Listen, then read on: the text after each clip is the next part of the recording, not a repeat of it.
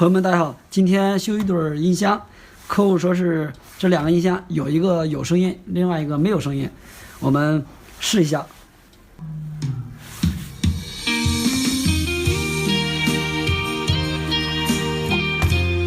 这个音箱没有，这个是副音箱。一个喇叭不响的情况，我们可以分为3种情况来检查这个音响。第一种情况就是，首先要检查这个喇叭，看它有没有问题，这是第一步。然后第二步就是这条音频线，这条音频线里面是3条线，一个公共线，另外2条是左右声道。它如果有一个声道线如果断了的情况下，它也会出现有一个喇叭没有声音。还有第3种情况就是音量电位器它有问题了，它也会出现一个喇叭有声音，一个没有。我们先检查一下这个喇叭，看它有没有问题。这个喇叭不坏，它能听到叉叉的声音，这个不坏。像这种情况，我们就需要把这个主机给它拆开，然后检查一下，看是线的问题还是这个问题。拆开以后，我们首先要检查一下这个音量电位器，因为像这种声音不正常的情况和这个电位器关系特别大，很多都是它坏引起的。我们看一下这个电位器，这儿是有2排，它是有6个角。双排电位器它是控制左右声道，意思就是控制这2个喇叭。这3个是一路，这3个是一路。我们给它开下机，然后短接一下，短接这2个是一组，这样短接一下，再这样短接一下，试一下看看声音能否正常。然后这2个不用管它，这2个是接地的。放开音乐以后，我们短接一下。现在这个喇叭副音响已经响了。现在这个问题就是这个电源器的问题，我们把它拆来换个新的。拆的时候先把2个旋钮拽下来，然后把这个螺丝都卸下来。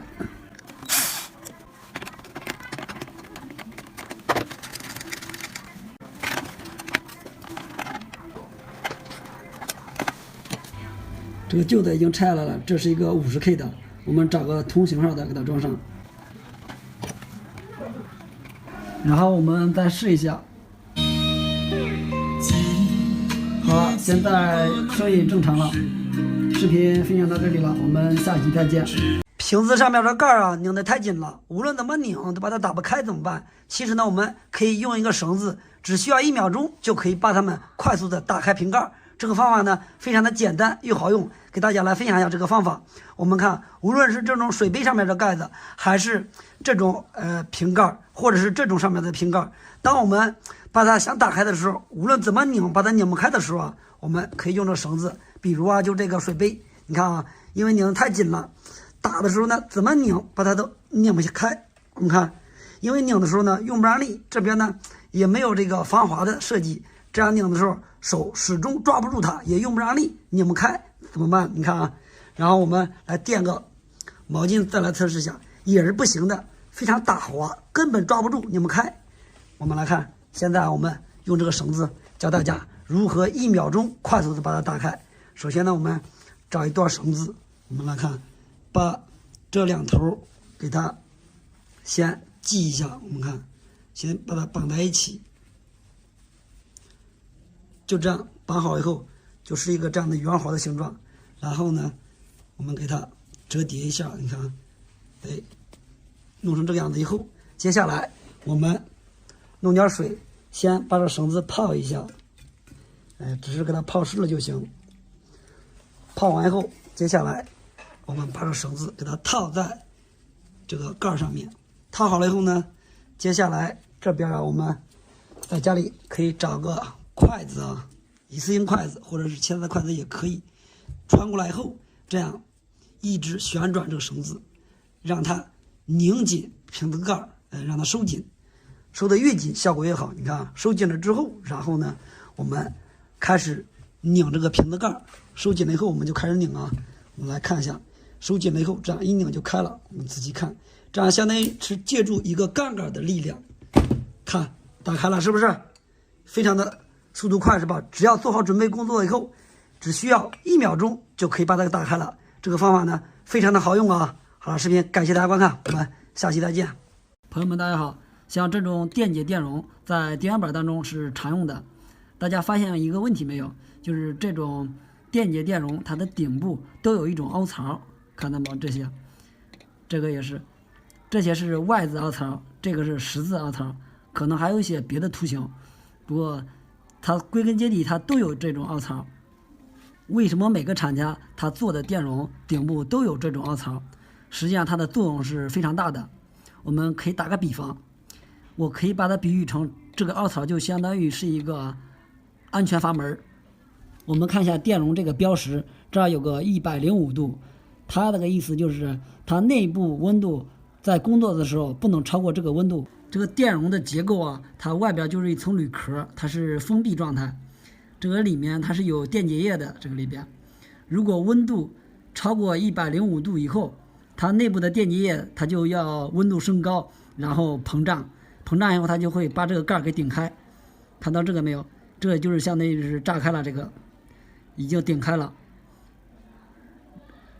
为什么从这儿顶开啊？因为这个凹槽这一块它比较薄，所以就把这个顶开了。如果没有这个凹槽的情况下，它就会把这个铝壳直接给炸跑。这2个电容安全阀门已经都打开了，这个边上黄色的，这就是里边的电解液，这个也是有液体出来。我们看一下板子上这4个电容，这2个已经轻微鼓爆了，这2个是平的。像这种情况，我们就直接把这2个拆了换掉，也不需要测量。关于这个凹槽，朋友们有不同看法的，欢迎屏幕下边留言。我们下期再见。朋友们，大家好，今天修一台电子秤，我们打开看一下。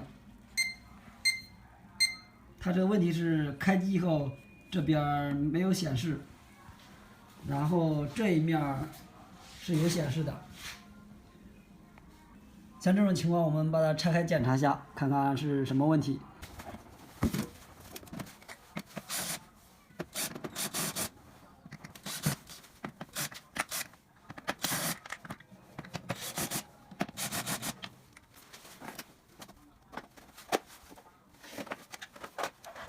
我们看一下它的内部结构，实际上是非常简单的。这是前面一个显示屏，这一块是后边的显示屏。这是一个内置电池，这个下边这个是个压力传感器，这是一块主板，这个就是控制面板。这块显示屏没有显示，它是通过主板和显示屏中间这条排线过来的。我们需要先把这个板拆来，然后检查一下后边这个排线，看看有没有问题。最主要的就是检查这个排线，看它的焊点有没有断开。我们检查一下，看看有没有开焊的，或者是虚焊。这条是开焊了，这条它以前焊锡弄得太少，已经开了。我们找个烙铁把它焊上。我们把这些全都给它焊一遍，让它都焊得牢固一点。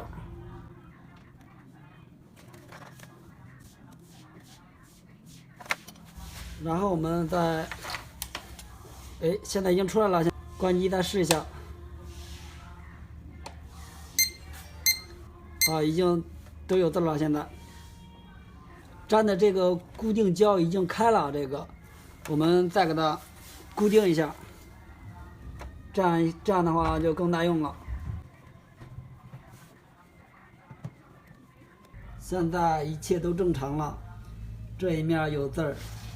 然后我们看一下这一面，这一面也有字儿。好了，视频就分享到这里了，我们下期再见。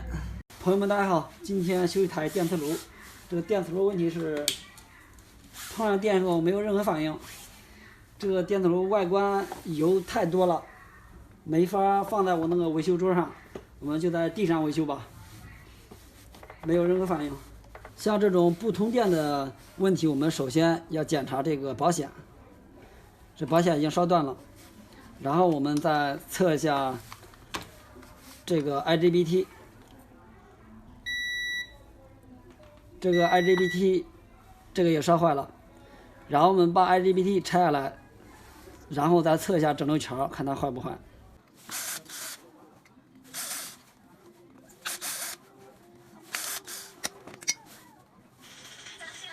这个电磁炉内部油比较多，然后主板这一块也不知道是什么液体，现在已经干了。仔细看一下，这个电流检测电阻这儿已经都锈烂了。这儿，我们先把这个电阻给它拆下来。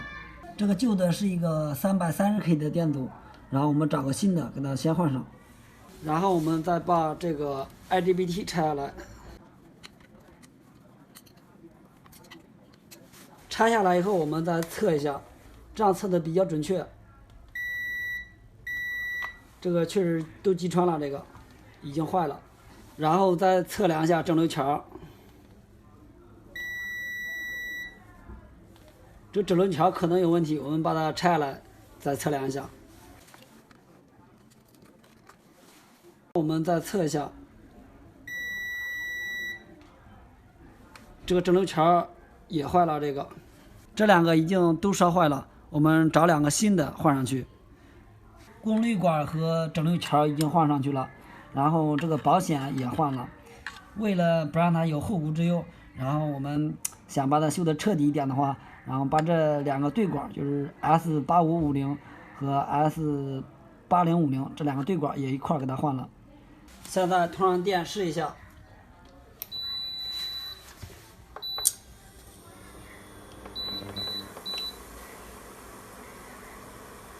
没问题了，这个电磁炉修好了。这是换下来的配件，这些配件成本也就几块钱，还是修好比较划算。如果换套板的话，那个套板也不一定好用。好了，视频分享到这里了，我们下期再见。你敢相信吗？用一个曲别针就可以把这个锁给它打开。在网上呢有一个非常火的视频，就是有一个人在网上经常发视频说用一个曲别针就可以把这个锁给它打开。这个方法呢到底是真的是假的？今天呢给大家来现场操作一下，我们来看一下它是怎么操作的。首先呢，它是找一个铁丝，然后呢把前面砸扁了以后，后边给它窝一下。它用的时候呢就这样的，把这个给它塞到锁芯里面，然后呢顺时针在开锁的时候，顺时针的时候，你看往这边转，这个锁芯是可以左右来回动的。然后呢它是这样，手一边扳住这个铁丝，然后呢另外一只手把这个曲别针给它塞到锁芯里面，然后呢用这个曲别针把里边的顶珠把它都顶开，他说就可以打开。我们来测试一下，把它塞进去，把它塞到底啊，我们看插上去，我们来测试一下，看一下这个方法到底好用不好用。我们看，现在呢整个都塞进去了，然后呢扳下这个还是没有打开，看来是不行的。然后我们换另外一种方法来测试一下。首先呢把它放进去以后，然后呢还是先用手顶住。这一回呢我们是塞进去一格，然后晃动一下这个铁丝，然后再塞一格，往下再捅一格，再晃动一下，来测试看一下这次能不能把它打开。现在还是不行，往下再捅，现在已经捅到底了，捅不动了，还是没有办法把它打开。看来呢这个人说的都是假的，用这些东西根本不可能把锁给打开。大家以后呢就不要再上当了。朋友们大家好，今天修一台电磁炉，我们看一下这是什么牌子的。这个品牌以前没见过。这台电磁炉的问题是客户说是不通电，我已经拆开了。拆开后我发现这个电磁炉是进水的，然后这个主板上面原先也好多水印，我都给它已经清理干净了。这个主板我发现它这个保险已经烧了，然后这个 IGBT 和这个整流桥它都烧坏了。烧坏以后我们把这些都给它换上了，换上以后然后试机它是通电了，通电正常，然后就是不加热。然后我又检查了下这个主板，没有发现哪儿有问题，这个现在这个不好检查了，可能要检查出来还得需要浪费时间，因为维修好这个我跟客户沟通是修好50块钱。像这种故障不好检查的情况，我们就尽量就不给他修了，然后我给客户再给他沟通一下，看能不能把这个板子换掉，就是换个套板，就是他这些板子都不用了，换个新的，看客户同意不？如果同意的情况下，我再给他换板；如果不同意的情况下，就放弃了，因为这个浪费的时间太长，一共50块钱，和这个收入不成正比。现在就是该放弃就放弃吧，现在维修行业也不好做了。好了，这期的视频就分享到这里了，我们下期再见。朋友们大家好，今天给大家聊一会儿贴片电阻。电路板上面像这种贴片电阻是非常多的，也比较常见。贴片电阻它的编号有3位数的，也有4位数的。今天我们不聊它们，今天我们主要就聊一下这个1位数的，像这种贴片电阻，这个也比较常见。这个就是1位数，它是一个0，它这个0的意思是它这个阻值是0欧姆，意思就是它没有阻值。这块板子上有好几个0欧姆的，看一下这些都是。它既然是0欧姆，它为什么会出现在这一块？它为什么会设计这个0欧姆的电阻？仔细观察以后，我们就会发现有个共同的特点，就是所有的这些电阻下面中间它都有一条线，都有线。这个电阻它起的作用就相当于它在这儿就相当于一个桥梁，从这儿跨过来的。如果没有这个电阻的情况下，它这条线从这儿想走到这边来，它是不可能过来的啊。因为这个电源板它是个单层板的，所以想要从这边引到这边来，它要加一个这个0欧姆电阻，它就相当于是个跳线，它有个跳线的作用。然后它还有另外一个功能，它相当于是一个熔断丝。如果在这条线上面它电流比较大的情况下，它有可能就会把这个给烧断。我们在维修的过程中，如果发现这个烧坏了，然后我们就需要检查这一路，看看有没有别的坏的元器件。都修好的情况下，如果手头没有这个0欧姆电阻，我们可以直接连一条线，直接给它连过来，这样也可以应急使用。最好的解决方法就是还是找一个0欧姆的电阻给它装上。0欧姆电阻，我个人认为它就这2种作用，一个就是熔断丝的作用，另外一个就是跳线的作用。朋友们如果还有别的看法的话，可以在屏幕下方留言。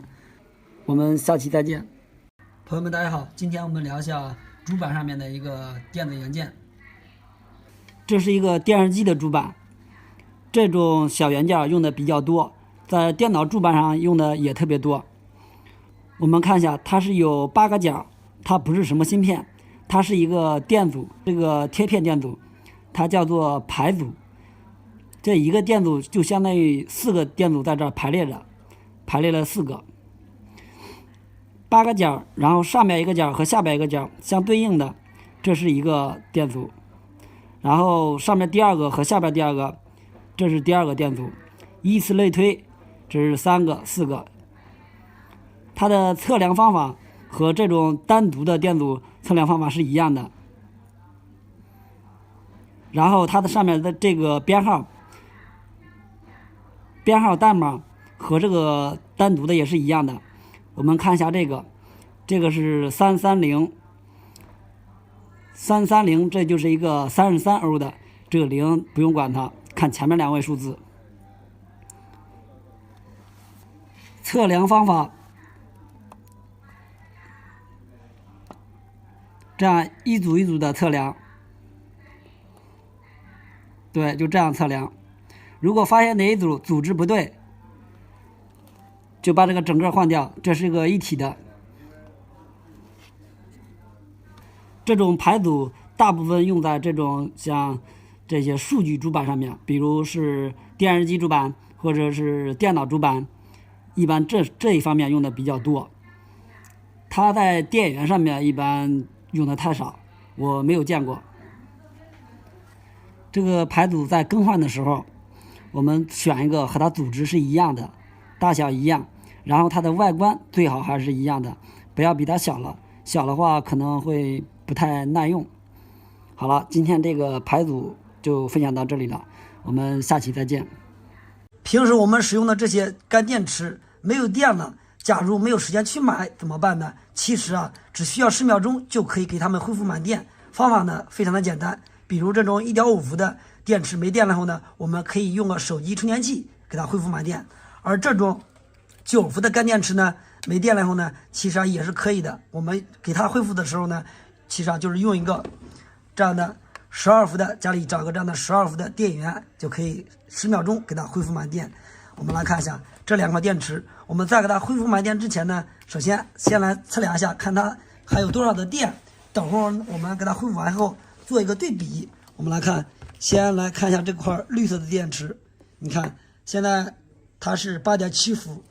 我们再来看这块黑色的，它电只有2.43伏。你看这是个9伏的，现在只有2.47伏，说明它的一点电没有了。我们呢就是给它先来恢复满电。我们来看，把这个电源拿出来以后，然后呢我们在这个电源插头上面给它先接2条线出来。等会儿我们开始给它恢复满电，把这个红色的是正极接在电源中间的位置，然后再找条黑色的线给它接在这个电源插头外圈上，外圈它是负极。我们看就这样接好了以后，然后在这2条线上面呢接2个夹子就可以了，就这样子的。然后呢我们看使用的时候就是把这个电源插头给它插在电源上面，然后呢把这2个夹子分别给它夹在电池的正负极上面，这儿都有标注啊，看这儿是一个负极，我们把这个黑色的这个夹在负极上面，另外一侧就是正极，把红色的线给它加上。我们看就这样呢10秒钟就可以给它恢复满电了。我们看先这样等待一会儿，10秒钟到了以后呢，给它先断开电，断开个5-6秒以后呢，再给它加上，再来给它恢复，就这样循环着5-6次就可以把它给恢复到满电。然后每次呢不要超过10秒钟，一定要记得把它给断一下电，每隔10秒钟断一下，然后再给它加上。好，现在呢已经给它充了4次了，我们把这个夹子都给它拿掉，然后呢我们再来测量一下，看一下它恢复了多少电了。刚才是2.43是吧？我们再来测量，你看现在是9.04伏，是不是？我们再来看9.04、9.02，看到没有？已经给它恢复满电了。经过这样恢复完以后这个电池再用上1个月也是完全没有问题的。这个方法呢非常的简单又好用。朋友们大家好，昨天修这台电磁炉，它是进水了，进的也挺严重的。然后检查以后发现它这个保险坏了，这个功率管也坏了，还有整流墙都烧坏了。给它换好以后，这个可以通电了，然后不加热，这个就没必要给它维修了。然后给客户沟通，说是给它换个套板。这个更换特别简单，这儿有这个接线示意图，我们可以参考这个。这是一个主板，这个是按键板，这是一套。先把这个旧炉盘给它拆下来，把主板也卸了，这个是报废的板子。然后我们把这个板子放在这块位置，找几个螺丝，然后把它给固定上。这个主板固定好以后，我们就开始装这个发热盘。然后发热盘它接这个线一定要注意了，不能接错了，这个接错的话容易出现问题。好了，现在我们已经按照它那个说明接好了。这个发热盘的外圈接在这儿，然后这个内圈接在这个位置，一定要按它要求。如果不按要求的话，有可能会出现加热不正常，或者是烧这个功率管，大家一定要注意这方面。然后我们把这个220的这个插头线接在这上面，这2个是不分正负极的，因为是交流电，随便插上就可以。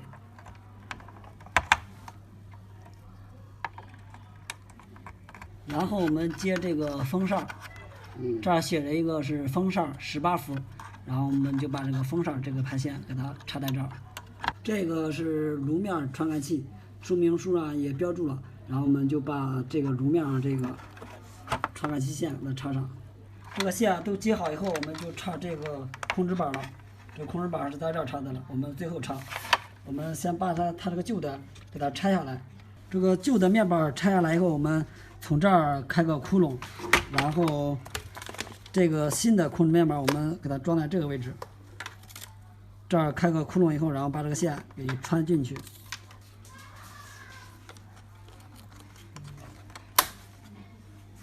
我们这儿凑这个小孔，正好给它开个洞。后我们把这个线给它穿过去，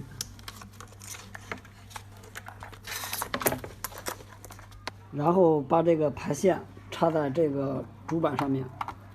这样的话，我们就开始扣壳。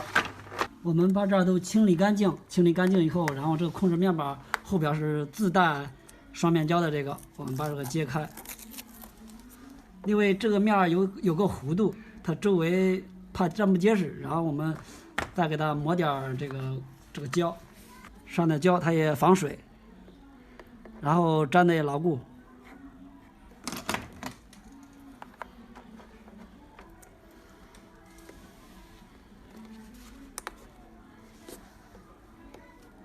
然后在这个边上等会再抹点儿，我是抹的这种704密封胶。然后这一圈都给它抹上了，充上电测试一下。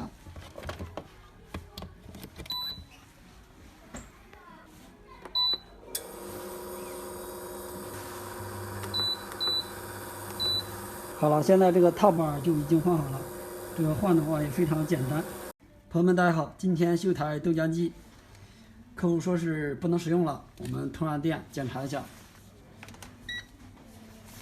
现在可以通电，然后按这个按键没有任何反应。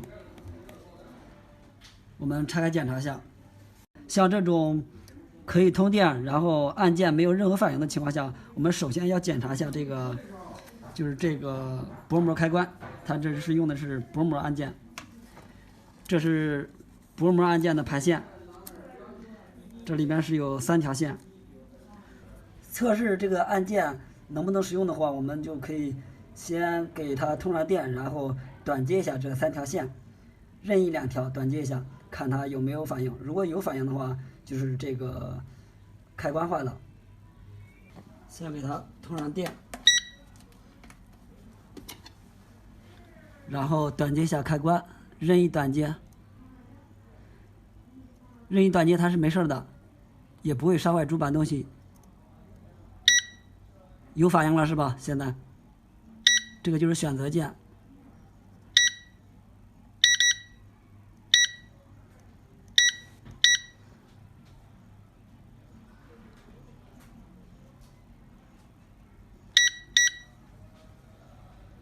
我们试一下看能不能正常启动。它这个是按键坏了，薄膜开关坏了，这个。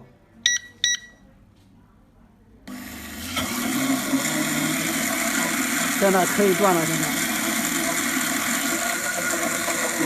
我们把它电给断了。好，现在把电已经断了。这个豆浆机的问题就是薄膜开关坏了，我们给它换个薄膜开关就可以了。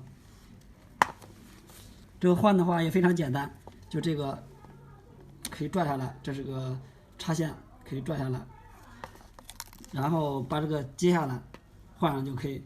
现在我手里边没有这个按键。过2天进来这个开关以后，我们再给它换。这个问题非常简单。好了，这期视频就到这里了，我们下期再见。今天才发现，原来报废的漆黑片用剪刀把它剪开后，这样用，它的使用价值立马翻倍，在我们生活当中啊，非常的有用。我们来看，这是一个角膜机上使用的报废的漆黑片，已经扎片了。我们呢用剪刀给它剪开。首先呢，先找一个瓶盖，然后把它放在这个位置。我们来看。无论是炸片或者是这种坏片，我们都可以使用。我们来看，把瓶盖给它放上去以后，用个锋利一点的剪刀，我们把它剪开。我们看，把多余的给它先剪掉。经常使用角膜机的，其实啊，像这种坏片，如果坏了扔的话，还是比较可惜的。我们看，就这样给它剪一个圆形的出来。我们看，就这样剪完了以后，然后呢，我们找一个木板，把它放到木板上面。接下来呢，用个壁纸刀，在这个中间的位置给它先弄个孔出来。如果有电钻呢，其实用电钻打个孔也可以。开好孔以后呢，然后再找一条螺丝，把它穿到孔中间。穿完以后呢，在这边再给它拧个螺丝帽，把它拧上。我们来看，把它拧到底。然后呢，用钳子把它夹住，用螺丝刀给它拧紧。我们来看，一个非常好用的切割片就制作好了，也可以当做打磨片来使用。把它安装到打磨机上使用还是非常好用的。如果没有打磨机，其实啊，把它装到手电钻上也是非常好用的。我们来看，把它装上去，我们来测试一下，来看一下效果，还非常不错的啊。平时呢，我们用它可以在一些狭小空间来干活使用。角磨机，假如这个管道啊，角磨机没有空间太小，没有办法使用的时候，我们就可以用它。我们来看一下效果。先来测一下这个矿水瓶。我们来看一下，切割的还是非常好用的。再来切这木板来看一下，也是不错的啊。无论切木板还是塑料都是没问题。然后呢，它也可以来打磨工具来使用啊。我们看，可以当个小打磨机来使用。像螺丝刀啦，或者是其他的东西都可以来使用。你看，打磨的非常的亮，是不是？这个啊就是废旧的锯片啊。其实呢，用剪刀给它剪开后，这样用价值非常的高。如果把它扔掉的话，分文不值，这样非常的实用啊。好了，视频感谢大家观看。